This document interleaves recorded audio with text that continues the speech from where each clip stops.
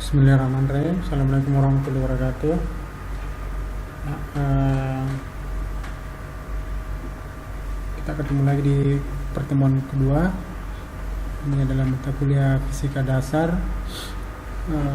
Bagian yang pertamanya adalah pengukuran. Ya,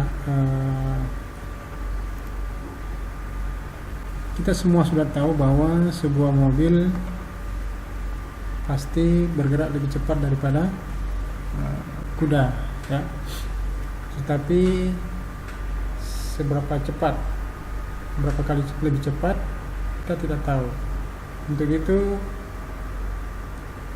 misalnya jika diinformasikan bahwa kecepatan mobil 250 km per jam dan kecepatan kuda misalnya 50 km per jam, maka kita akan langsung tahu bahwa kecepatan mobil itu bergerak lebih cepat 5 kali, ya, daripada kuda.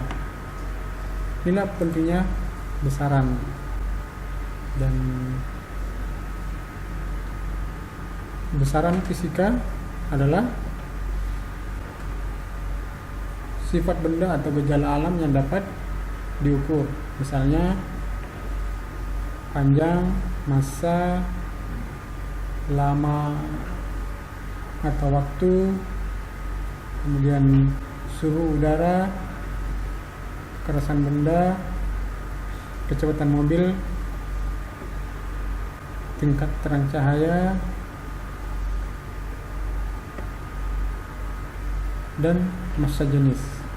Semuanya ini adalah besaran fisika. Jika dibuat daftar, jumlah besaran fisika ini pada saat ini sudah sangat banyak. Namun, dari besaran yang banyak tersebut, ternyata satu besaran dapat diperoleh dari besaran-besaran fisika yang lainnya. Misalnya, besaran massa jenis dapat diperoleh dari besaran massa dan volume.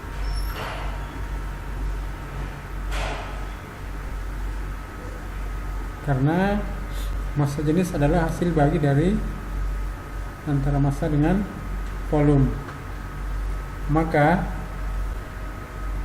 massa jenis ini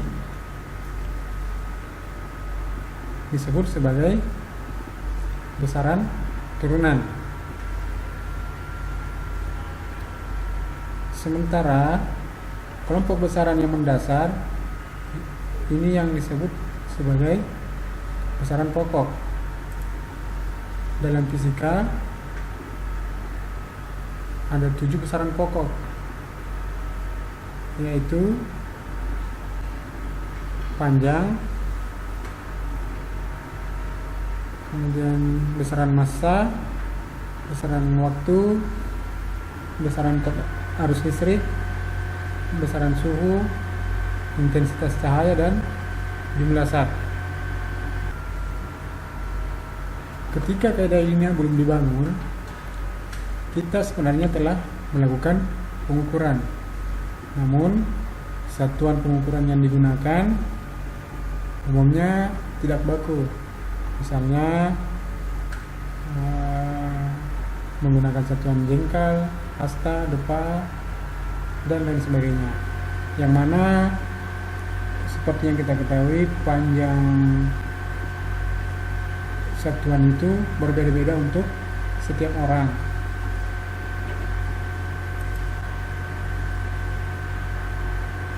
Misalnya,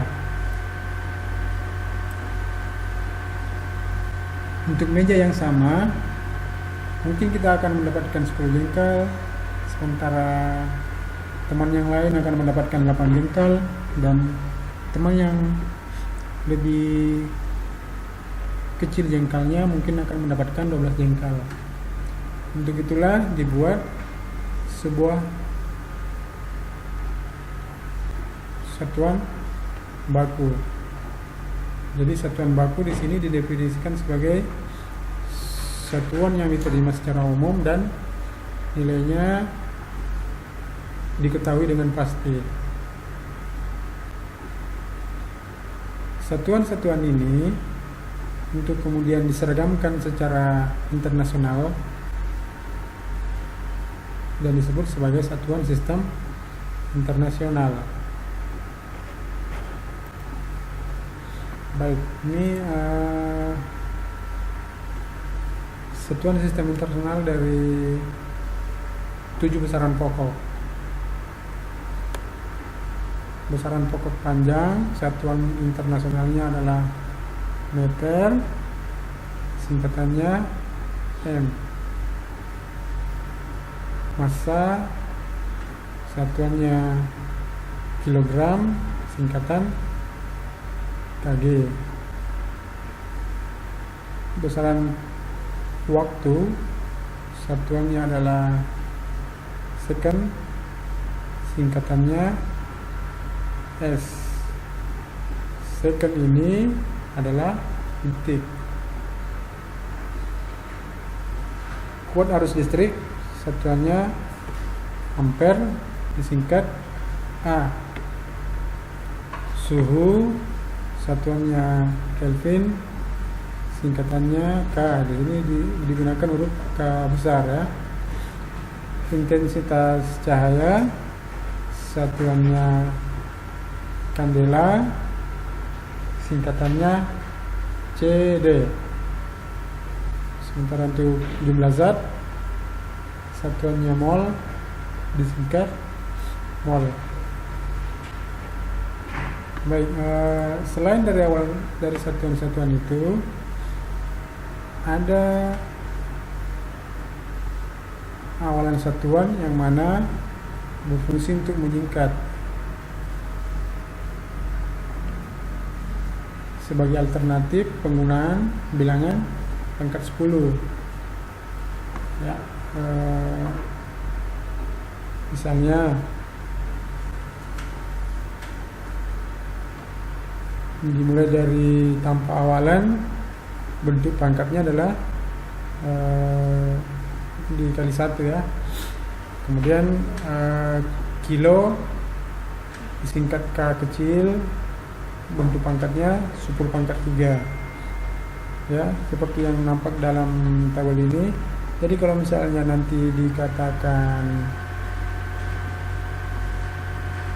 2 kilo ampere, berarti itu adalah 2 kali 10 pangkat 3 ampere, itu sama dengan 2000 ampere.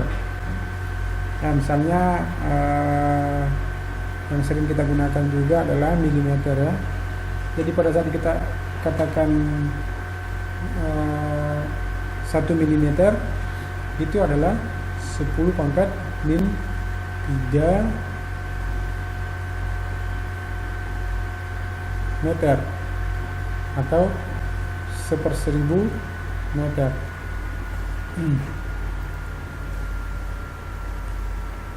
Nah, dalam fisika ini perlu untuk dilakukan konversi satuan, yaitu menyamakan satuan. Misalnya sebuah mobil melaju dengan kecepatan 18 km per jam, berapa meter jarak yang akan ditempuh mobil setelah melaju 5 second. Nah, di sini perlu untuk disamakan satuannya dulu sebelum dikerjakan, ya kan? Karena satuannya berbeda. Di sini yang diketahui adalah kilometer per jam, sementara yang ditanyakan adalah berapa meter. Berarti untuk lebih mudahnya, kilometer ini diubah menjadi meter. Kemudian jam ya, per jam ini pun diubah menjadi 5 second. Jadi kalau dalam contoh ini misalnya 18 km itu menjadi kecepatannya adalah 18.000 km per, dari jam diubah menjadi second, berarti dari jam menjadi menit itu adalah dikali 60, kemudian dikali lagi 60 untuk dari menit ke detik. Jadi kecepatannya adalah 18.000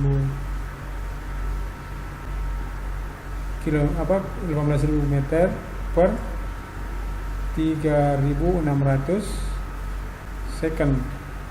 Berarti sekitar 5 meter per second. Nah, setelah diketahuan bahwa kecepatannya sudah dikonversi menjadi seperti pertanyaannya, maka sudah bisa langsung dikerjakan, ya. Jadi misalnya di sini berapa yang ditanyakan, berapa meter kah jarak yang ditempuh mobil setelah melaju 5 second, maka jawabannya adalah 5 second dikali 5 meter per second sama dengan 25 meter. Nah, ada beberapa cara untuk pengukuran. Misalnya di sini pengukuran panjang dengan menggunakan mistar. Menggunakan mistar ini, mistar misalnya mistar 30 cm itu menggunakan tingkat ketelitian sampai 1 mm.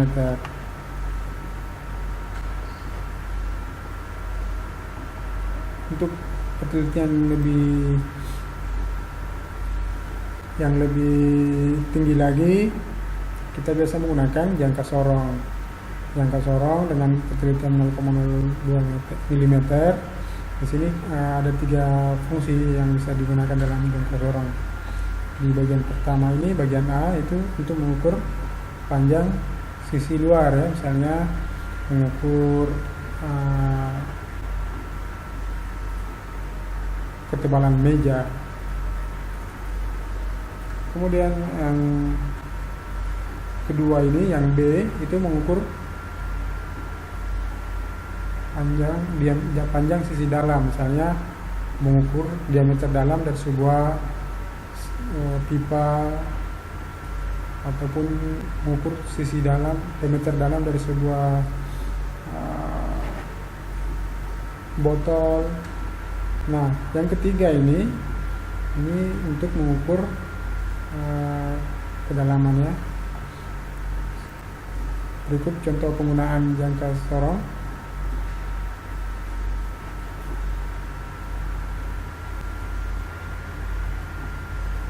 Yang ini untuk pengukuran diameter luar, sementara untuk pengukuran diameter dalam menggunakan yang bagian B, dan mengukur kedalaman ini menggunakan yang bagian C. Baik, untuk ketelitian yang lebih lanjut, yang lebih tinggi lagi, digunakan mikrometer sekrup, di mana tingkat ketelitiannya adalah 0,01 mm. Ini untuk mengukur yang tipis-tipis, misalnya mengukur lembaran kertas, ketebalan kertas. Kemudian kita balik ke pengukuran massa. Untuk mengukur massa, kita mengenal neraca 2 lengan, yang mana pada satu lengan diberikan beban yang akan diukur, sementara di lengan yang lain lagi itu diberikan beban yang sudah diketahui ukurannya, kemudian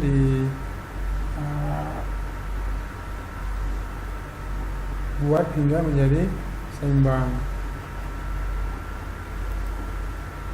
Lanjut lagi, ada juga menggunakan neraca Ohaus. Di sini yang akan diukur diletakkan di loyang ini, kemudian anak timbangannya digeser-geser. Sini ada 3 tingkatan, digeser hingga mencapai tingkat keseimbangan yang sesuai dengan prosedur yang diberikan. Untuk lebih teliti lagi dan ini lebih praktis, itu digunakan neraca elektronik dengan ketelitian 0,01 gram. Baik, untuk pengukuran waktu, ya, untuk pengukuran waktu kita gunakan stopwatch, ya, atau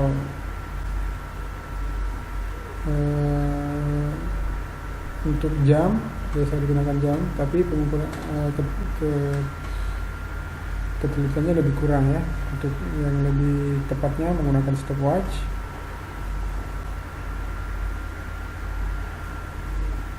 Zaman sekarang stopwatch pun ada dalam bentuk HP, ya, dengan bantuan aplikasi yang sudah disediakan. Lanjut, ini adalah pengukuran volume menggunakan silinder ukur.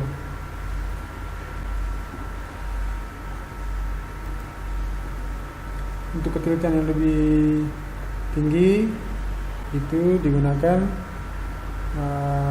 jarum suntik.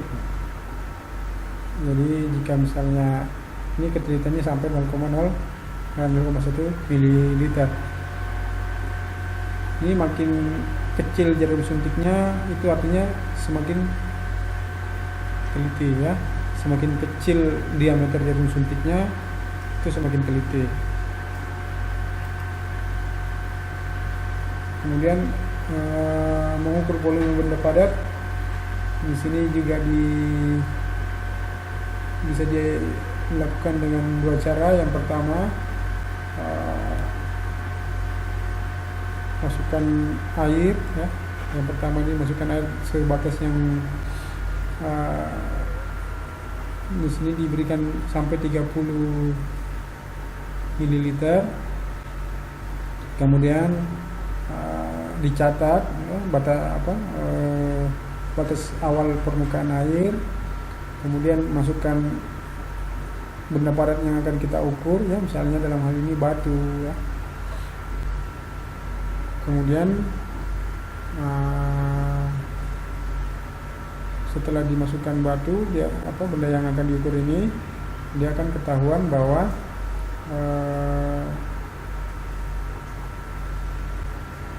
dia menunjukkan pada batas akhir pengukuran. Dari sini diketahui bahwa volumenya adalah dari batas akhir dikurang batas awal permukaan gelas ukur. Jadi 40 dikurang 30 sama dengan 10. Cara kedua yaitu dengan cara sama juga sebenarnya, menggunakan media air, cuman di sini awalnya diberikan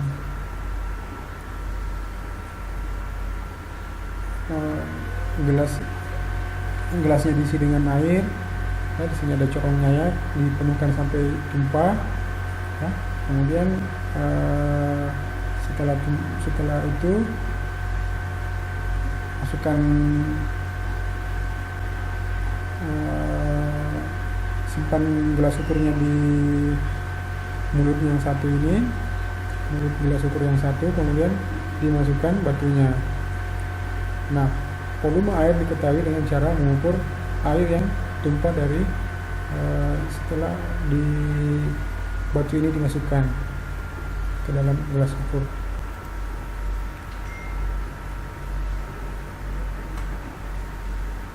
Baik, selanjutnya pelaporan data pengukuran.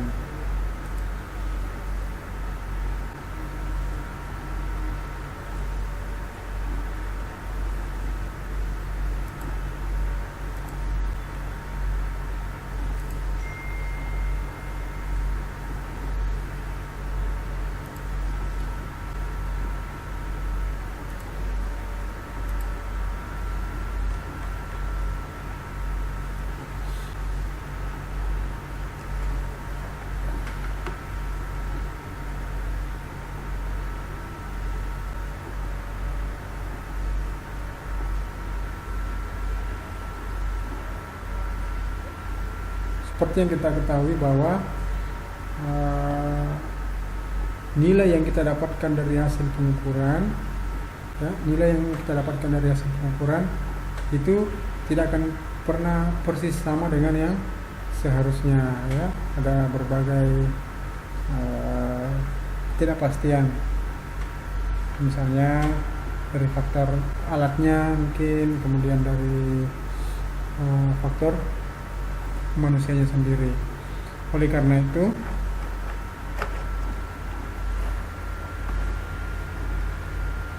di sini dituliskan untuk melaporkan data hasil pengukuran dapat dituliskan menjadi X plus minus delta X. Di sini dimana X adalah nilai yang terukur dan delta X adalah ketidakpastian pengukuran. X ini adalah dugaan terbalik dari nilai terukur. Dugaan terbaik dari nilai terukur dengan nilai eksaknya, bahwa nilai eksaknya kita tidak tahu, nilai persisnya kita tidak tahu, namun kita yakin bahwa nilai eksaknya ini, nilai pastinya ini adalah antara X dikurang delta X sampai X ditambah delta X, seperti yang nampak di sini, ya. Di sini di poin X ini adalah nilai dari dugaan yang paling memungkinkan. Kemudian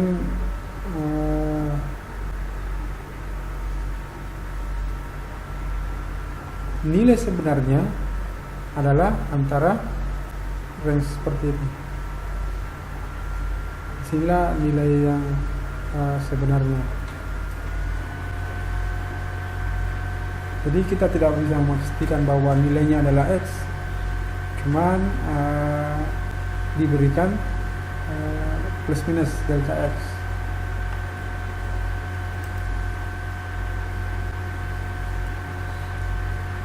Ya, jadi misalnya jika pengukuran dilakukan cuma sekali, maka ketidakpastian ditetapkan adalah sama dengan nilai skala terkecil. Ya, misalnya mistar memiliki skala terkecil 1 mm, maka ketidakpastian pengukurannya adalah 1 mm dibagi 2 sama dengan 0,5 mm. Kenapa dia dibagi 2? Karena ada plus minus, ya kan? Plus 0,5 min 0,5. Jadi jaraknya adalah 1 mm. Jadi dituliskan seperti ini, 165 plus minus 0,5 mm.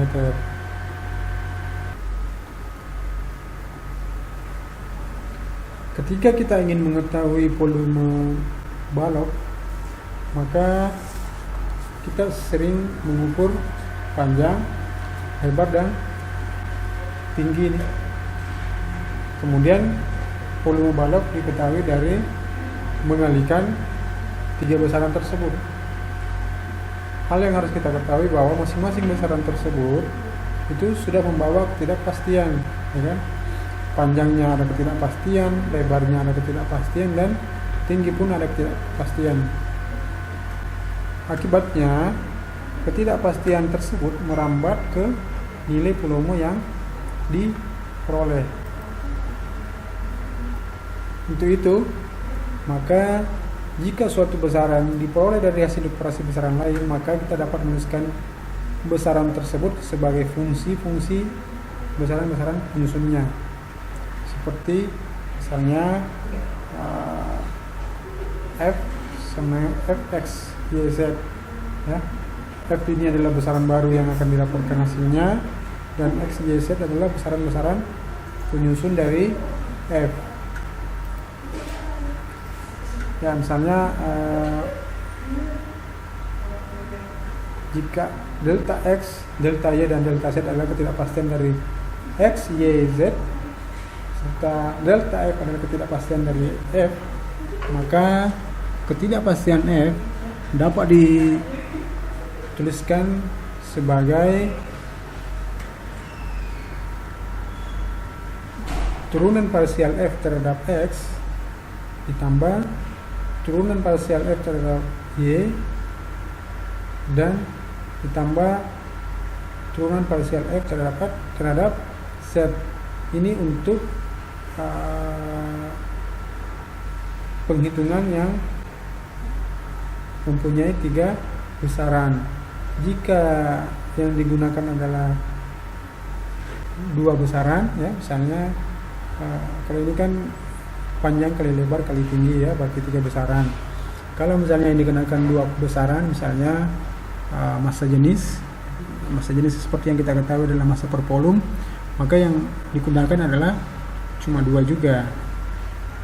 Kemudian nilai yang dilaporkan adalah F plus minus delta F seperti ini.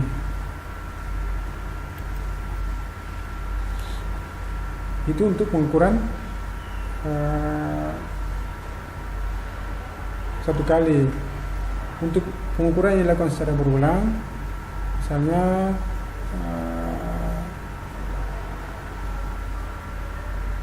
pengambilan data yang dilakukan secara berulang, maka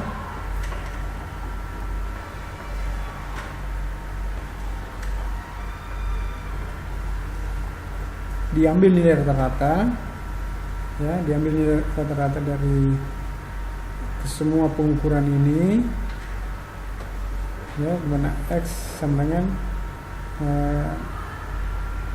dengan rumus seperti ini.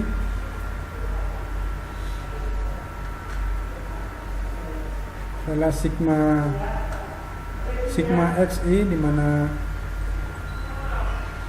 I sama dengan 1 dan I sampai N dibagi N.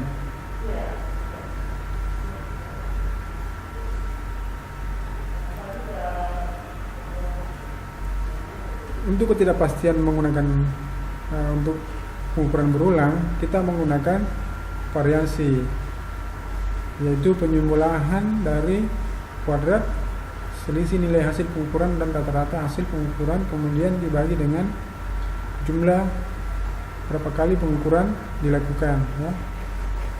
Rumusnya seperti ini.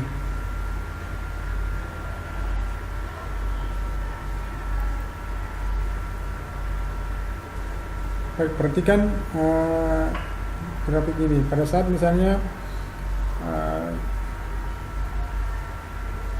kita melakukan pengukuran, ya, 2 variabel, ya, misalnya dalam hal ini pengukuran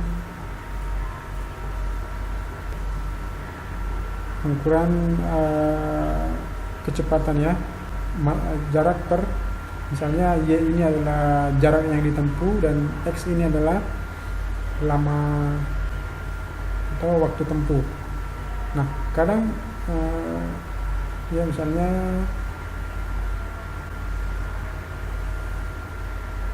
secara seharusnya nilai yang kita dapatkan itu menggunakan menjadi sebuah garis lurus, ya, tapi yang kita dapatkan akan menjadi seperti di grafik ini.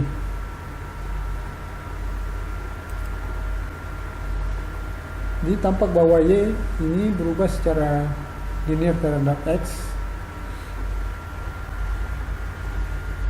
Ini berarti bahwa persamaan Y dengan X adalah Y sama dengan A tambah BX, dengan A dan B adalah konstan, dan parameter A adalah titik potong fungsi dengan sumbu Y. Jadi di sini kita akan mencari garis lurus yang mana yang paling kecil kesalahannya dalam mewakili data pengamatan.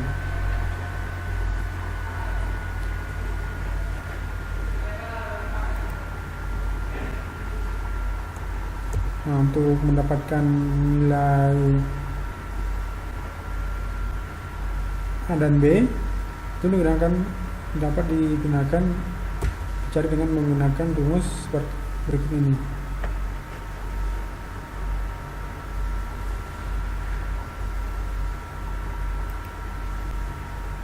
Itu saya pertemuan kita pada hari ini. Semoga apa yang